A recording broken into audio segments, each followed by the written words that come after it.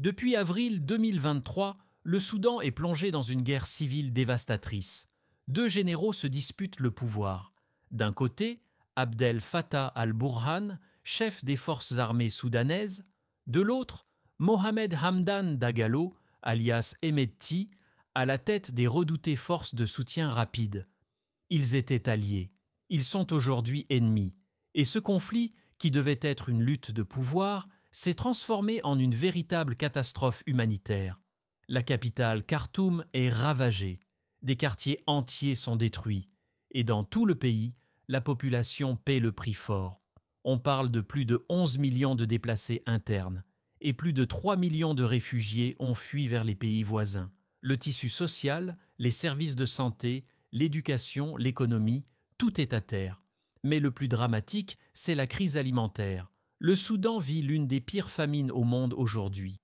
Plus de 25 millions de personnes, soit plus de la moitié de la population, souffrent d'insécurité alimentaire grave. Et près de 755 000 personnes sont en phase 5 de famine, la plus critique. Parmi les plus touchés, les enfants. 3,7 millions d'entre eux sont menacés de malnutrition sévère. Face à cette tragédie, la réponse internationale reste largement insuffisante. Les Nations Unies ont demandé 6 milliards de dollars d'aide humanitaire pour 2025. Mais les financements sont loin d'être atteints. L'accès humanitaire est bloqué par les combats. Les ONG peinent à entrer. Les couloirs humanitaires sont rares ou inexistants. Et malgré les appels répétés, aucune force de paix n'a été envoyée pour protéger les civils. Au Soudan, on meurt par les bombes, mais aussi par la faim. Des régions entières, comme le Darfour du Nord ou les monts Nouba, sont menacées d'un génocide silencieux. La famine devient une arme de guerre. Elle tue à petit feu, comme le disent certains sur place.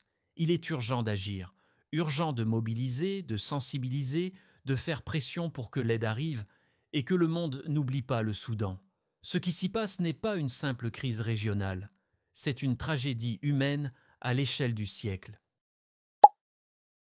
C'est ainsi que ce reportage s'achève, mais ne t'inquiète pas, une multitude de vidéos se trouvent sur notre chaîne. À bientôt pour de nouvelles vidéos.